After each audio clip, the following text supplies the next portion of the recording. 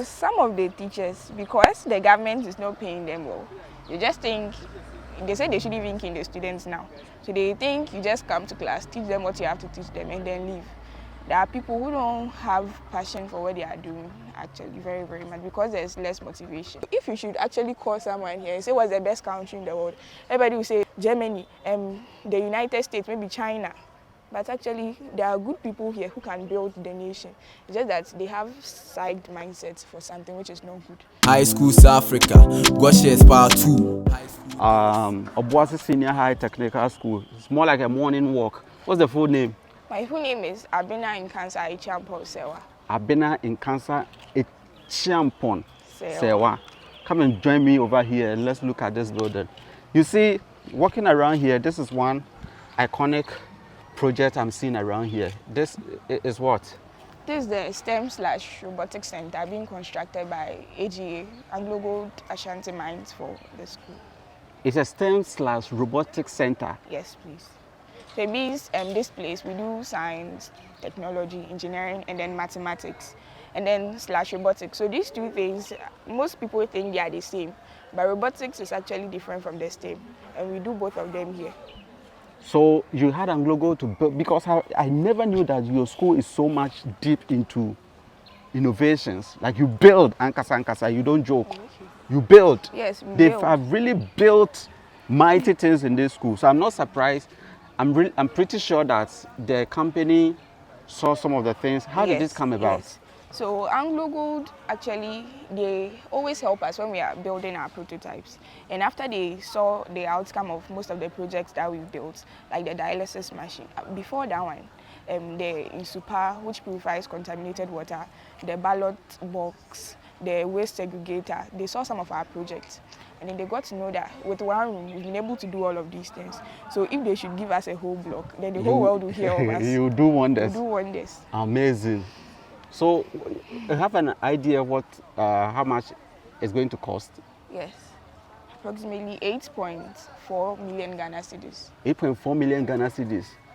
Dashed to you free by Anglogold Ashanti. Yes, they know we are not going to waste it. We'll definitely take good care of it. This is a very good school to invest in. If you invest in us, your money will not be put to So waste. if there are other organizations who are looking forward to investing in second cycle education, they should come to this school. Yes, come to Obuasi Senior Technical School. Esikafo. Yeah, well, that's what we say. No. We are not just rich because of the gold. We have brilliant minds in the school. We have people who can work with their hands to bring out innovative solutions.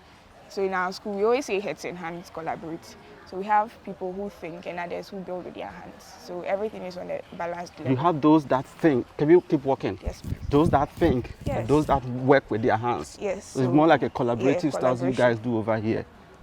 Amazing. What is going to, I'm talking about?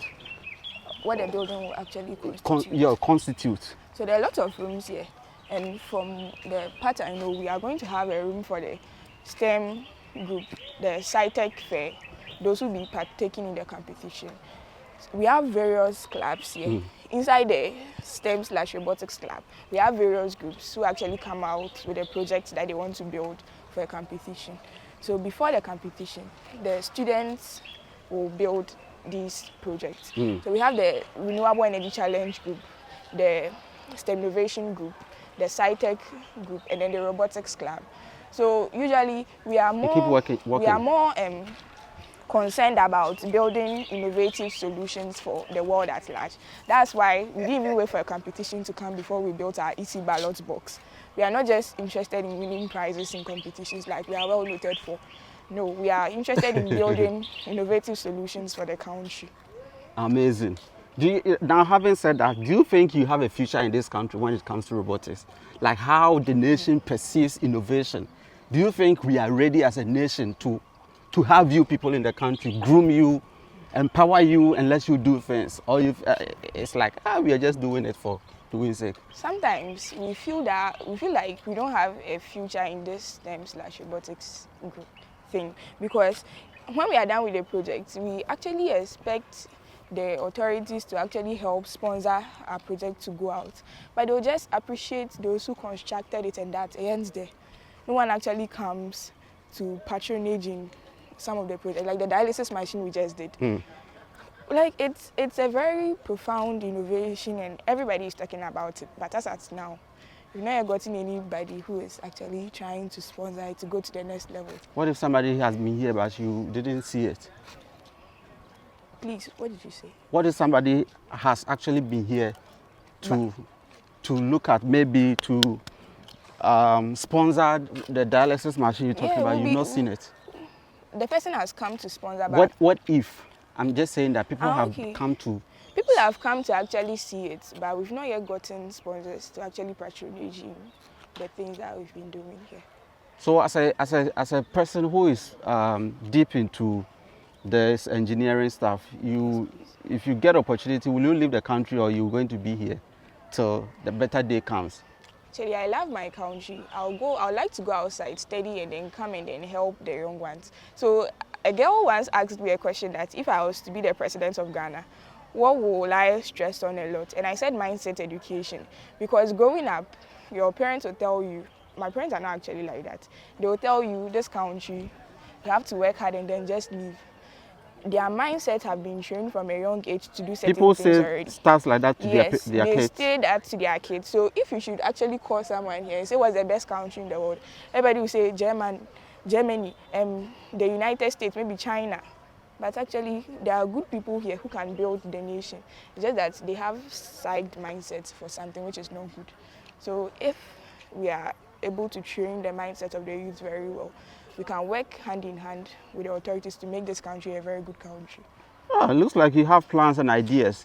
If you were the education minister or you were in charge of education, what would be your first move in terms of this? I would like to appreciate Honorable Educhim. He's doing well in the STEM field, but I would also like to improve upon the mindset education, which will teach children not to just aim at where they find themselves. They should aim beyond where they are.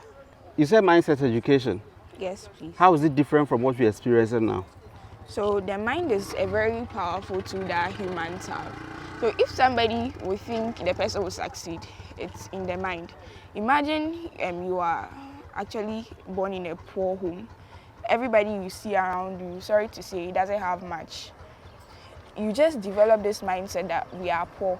So everything that you do, it constrains you to think that you can actually amount to much. If somebody finds him or herself in a company of very wise people, gradually, you see your mindset will change. If you should find yourself being exposed to practical works, very soon, how you think about certain things will change. If you feel like you are beautiful, it's in your mind. If you think you will succeed, it's in your mind. Everything that you want to do, it starts with the mind first. That's why the Bible says, whatsoever a man thinketh, so is he. So you are who you think you are. You get it? So if we stress on mindset education to make the kids believe that whatever you think in your mind, you can become. You see young girls thinking to become astronauts, and they will not just be limited by what we see here in Ghana. They will definitely find opportunities to travel outside because of the mindset they are having now, and they will go out there and do exploits. And you think it's a pattern of education that must be inculcated into the academic calendar? Yes, please. You see, let me cite this example. Alaska, it was an island, and it's very, very cold. So most people didn't even want to buy the country when it was opted for sale. But the US government thought it wise that since Alaska is close to one of the countries that produces fuel a lot in the world, it means that the probability that they will get fuel from that place is very high. So they thought very wisely, and then they bought the country, and that's how the US gets a lot of its money, from the fuel they sell from Alaska. A nuclear bomb destroyed Korea, and we usually see them using a lot of chopsticks to eat. It melted all their metal, and what did they do? They didn't see it as an impossible situation. They thought that you can actually use wood to do something better. Dubai, we know their water is very, very salty, and the weather is very, very hot. What did they do? They opted for solutions to actually get something good out of the bad situation that they find. So no matter how bad the situation is, if only you can open your mind and think of something, you can get something good out of it. So that is another pattern of education you think it should be inculcated in the academic calendar? Yes, please. Deliberately teach people how to think correctly. Please. Yes, please. But then how is that going to happen? Because it's not just 1 or 2 schools you're dealing with. Oh. Yes. It's a lot of schools. That's why we are supposed to spread this thing. Because if it's not happening in just one school and different schools are patronaging in this thing, we'll be able to go far with it. So people from different schools should just come together to support the whole idea of this mindset education thing. So with that, is it that the teachers will have to go for a new orientation, or like there has to be some sort of capacity building, or some teachers from somewhere will have to show up in an institution and start? This shouldn't be something so complex. People should just take it upon themselves to just communicate these things. My life has actually been impacted by one teacher. I would like to use this opportunity to appreciate him very much. There are a lot of people who have contributed to who I am now. But there's one particular teacher who was my class 6 science teacher, Sir James Sechi. And then he really spoke to me, and then I was very bad in my academics thing. And then his words, his inspirations helped me to improve. So for these kind of teachers, if you have them in various schools and they're able to communicate sense, they're able to communicate the importance of this mindset education, before we notice, everybody in Ghana here will have a good mindset. I don't believe you should punish students every time if they drop a letter on the floor. You should just psych their mindset that this thing that you are doing, why are you doing it? Is your conscience not talking to you? Why should you do this? You know that if you should drop refuse, it will definitely clog our gutters, and then very soon get flooding and other stuff. So you use your mind very well. Do you think you said something very interesting? You said that if you get a teacher to speak sense to you, you use the word sense. Do you feel there are some teachers that don't really communicate well to students? And please, I was not trying to insult teachers. No, I'm not saying you're trying to insult teachers, but maybe because what you're saying is that if we get them to talk to people, you say you were telling me this because you're saying your life was impacted by one teacher. What it means is that teacher was iconic among the rest of those that you dealt with. Yes. Right? So some of the teachers, because the government is not paying them well, you just think, they say they should even kill the students now. So they think you just come to class, teach them what you have to teach them, and then leave. There are people who don't have passion for what they are doing, actually, very, very much, because there's less motivation. But if they should actually take it upon themselves to impact the lives of the student that they are teaching, then this thing will go far. Amazing. We keep going here. This is our last point. We see the picture, is it? The proposed construction of the robotics center. Yes. This is how it's going to look like after everything is done. Yes. This is so beautiful. It's definitely, it could be the best in the country. It will be the best in the country. It will be the best in the country. The best. Amazing. Proposed construction of robotics center with ancillary facilities at Obuasi Senior High Technical School within Obuasi Municipality. Amazing. Anglogold Ashanti, Ghana. And the contractor is Descent Company Limited. Anglogold. How far?